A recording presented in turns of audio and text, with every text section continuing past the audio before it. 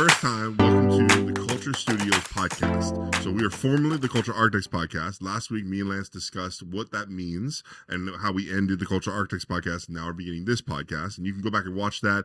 That'll show all the different divisions that are under Culture Architects now. And so this week, I have with me Alexis. Hey! And so if you don't know, Alexis runs Everything Speak Life. And as we discussed on that last podcast, she does the podcast, but she also has the ministry of Speak Life. Yes. Right? So it's not just the podcast. So No. when we say Speak Life, it's not just the podcast. Right. And so it's cool. So, so we're going to go basically in the next couple of weeks, we're going to kind of go over the different facets of shows and things like that and talk through that. So this week, we're going to talk a little bit about Speak Life. Mm-hmm. So tell us a little bit about the podcast first, kind of how that came to be and a little bit of your journey with that. Okay, so the podcast started actually originally when the Lord first put it on my heart. Right. Podcasts weren't even really a thing. Yeah. And I remember one of my friends prophesied over me. He's like, you're going to have a podcast and it's going to be really successful and all these things. And I was like, what?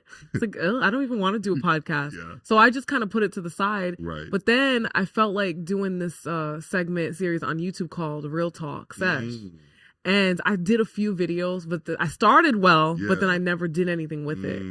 And I probably did like a 2 minutes or something. Right. So then fast forward a few years later, after going through a lot of healing and of some insecurities, I felt like I was ready. And then I tried for the first time under Culture Architects, devotional thing they were doing, you guys were doing. And that flopped. It was horrible. Yes. And I was like, this is exactly why I can't do it. Like, yeah. But long story short, you guys really tried to push me by trying different things to get better with speaking. Right. And so with that, I was able to get more confident into finally starting Speak Life podcast, which I really wanted it to be a platform where people got to hear real life topics where we talked about real things, like topics that I always wanted to know about, but no one really talked about more in depth. Like the real raw stuff behind the scenes, how people are feeling, how leaders feel, And so through this podcast, I really want to just have a platform where people feel safe to be able to face daily struggles and past traumatic situations and know that their past doesn't define the future. That's good. So it's really good. Yeah. That's how that came about. Yeah. And what's cool is too, like you do interviews and you have guests on. So now I think we've had about 10 guests that have called in. And so has it been 10? Yeah, it's been 10. I think we just hit 10 that we recorded. And so it's really cool because like what you were saying there about kind of what you started the Real Talk Sesh, that you've kind of morphed that too in the Speak Life in the sense that's kind of like your tagline. Yeah. And so I love it because it's like something that you tried to do. Now you've kind of grown and then still brought in that thing and that the heart behind it. Right. It's been really cool too, like, because when you're talking about the beginning, I actually had found that devotional. Did you? You got to show me. I have to show you. It's hilarious because there was one point where like I think it was during a prayer that you got like tongue tied. Yes, I was like, what the world? Over to me, like end it, and then you just go. Did I say something? I said I don't even know what I'm saying. Yeah, or something. You said something like that. Like I don't even know. Thanks for joining us. And like it was so like it just ended it just like that. And it was over. And so it was like 4 minutes. It was real quick. It was like I'm done. And so what's funny is through that, I remember right after that, like me and Vinny had to talk to you off 20 minutes. I remember coming in this very room and I'm like, guys, I'm done. I'm not doing it again. And you're like, God, it wasn't that bad. I mean, it was bad, but it wasn't. I'm like, whatever. And I remember Vinny telling you, hey, go in your car and go do a live and talk about the experience that you had. Yes. And I did. Yeah. And it was cool because like even then, like you could tell like a little bit of freedom kind of came from that. And I think because at the end of the day, like, man, we don't know what we're doing. Like this is just, we're trying to be real. We're trying to give our authentic self, but it's sometimes hard because in front of cameras, trying to ignore what's going on over here, and have conversations. But then it's like you're thinking, well, what if I say something and someone's listening and it's live? You can't fix it, and I can't do anything. Right. What if I hurt somebody's feelings? Yes.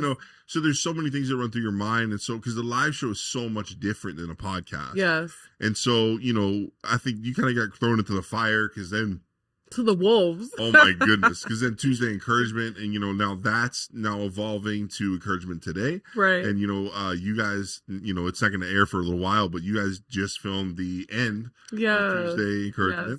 It was bittersweet. Yeah. And, but it's cool to see, like, we're kind of saying goodbye in a lot of ways to some shows that were, kind of like, you could almost say it's stepping stones. Yes. And now we're kind of showing, okay, hey, we're kind of growing up here. Everybody's kind of growing up. And so it's cool because, like, even with Speak Life, like, you're hitting these strides with the interviews, and it's really, it's bringing new life to things. And it's cool because you're getting different perspectives and everything like that. And then, it's another thing, though, what you're doing with the ministry. Right. Because it's one thing to have a podcast. It's one thing to come in the studio and record a weekly podcast and do stuff like that.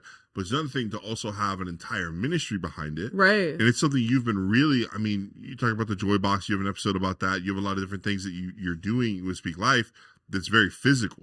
Right. So if you want to kind of go through that and kind of tell us a little bit about that. Yeah. So with Speak Life Ministries, my whole heart is to help young women walk into their identity, or women in general, to get to know their identity, because one of the biggest things that I struggled with was not knowing who I was. And because of that, I looked for love, validation, and all those types of things in all the wrong places.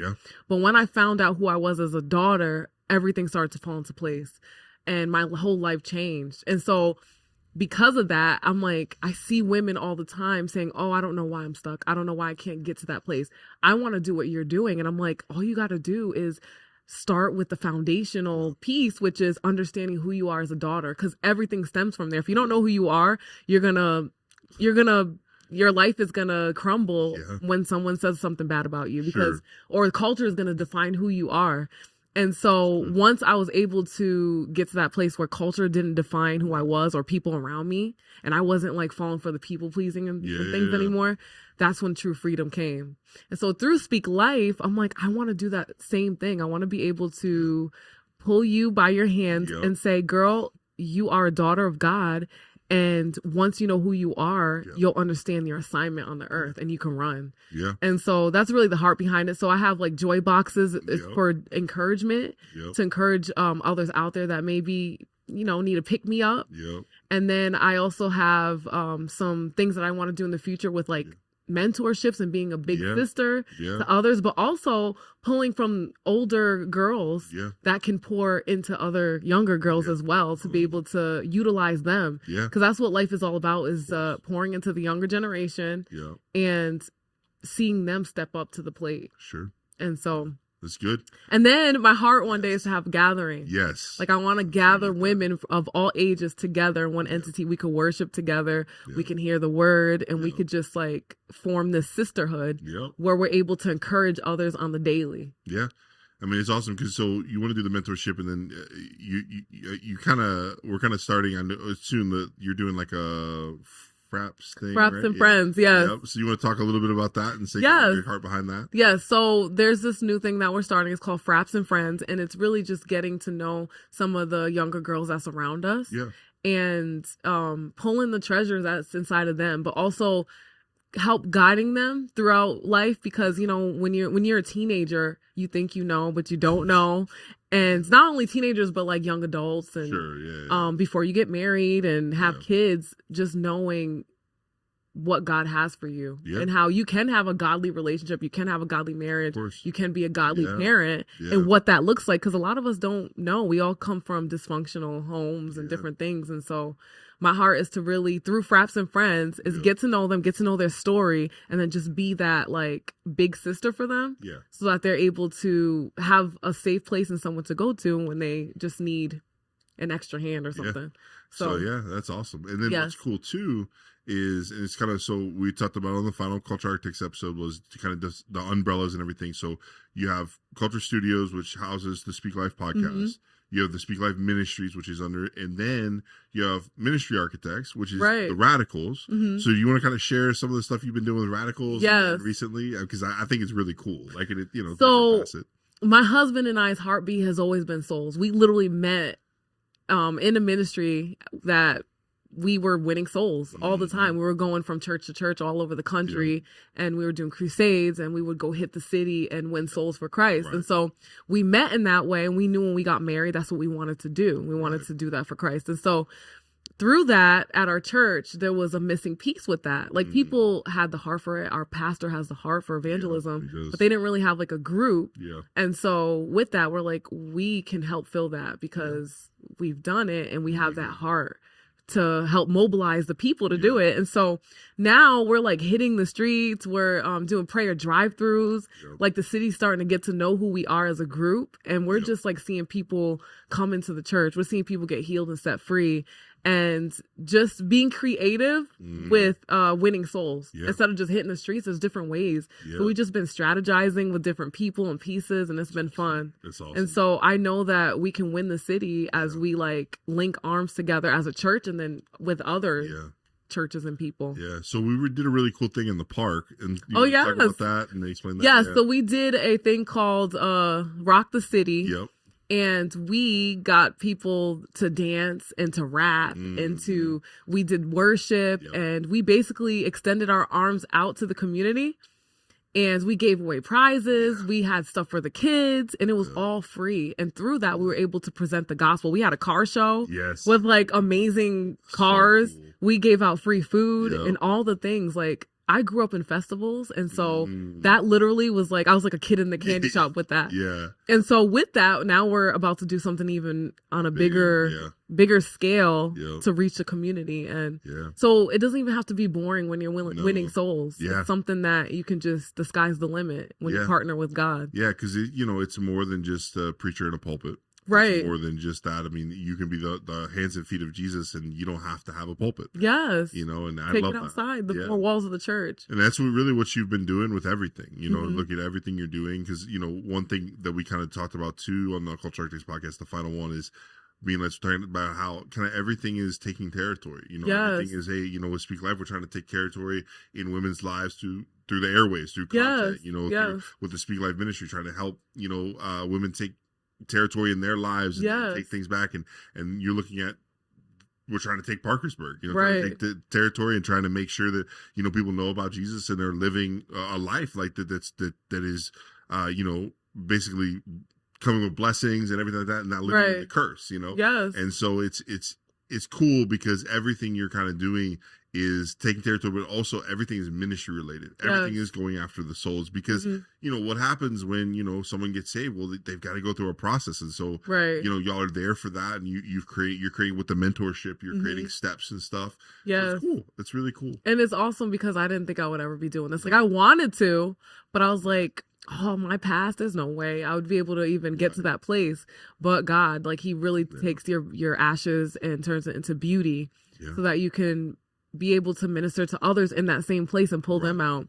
And it's crazy that you said that about like going outside the four walls, because I always would try to find my spot in the church.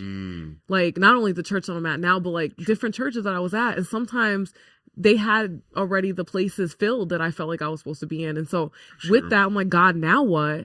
And so if you're at a place where you don't feel like what you can bring is filled, or it's filled already, then take it out to the streets, take it out to the schools, take it out to the workplace, and do that thing that you feel like you're supposed to do. Maybe it's not at the local church, but it's to bring it out to the community. And so that's kind of what I've been doing. And I mean, it's cool because you found a niche, and you found something, and the cool thing is you found other people that wanted to rally around what you're doing, and people that believe in it, because I think the biggest thing is, and we hear it all the time, but it's just, you build it and they'll come. That's this thing, and I think a lot of times we're afraid to build things because we don't think people will come. But the principle is there. Like, it's there. And we know, we've seen it. We've all seen it in our lives. We've seen it in other people's lives. And so it does take sometimes that extra kick in the butt to say, hey, you know what? There's souls out there, and they're not going to win themselves. Hey, there's people that are lost, that are broken. They're not going to find themselves. And so, it's incredible to see what you guys are doing, and also kind of,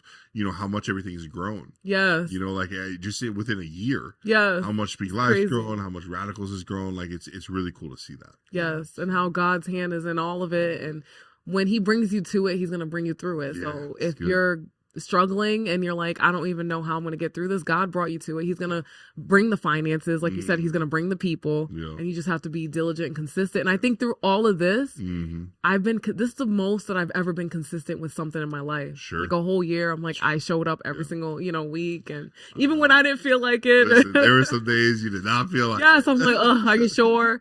But having that like community, like even with you guys helping to push me and, it's been great. It's been a great journey. And I just can't wait to see what the next year entails and what God has in store. Yeah. So that's awesome.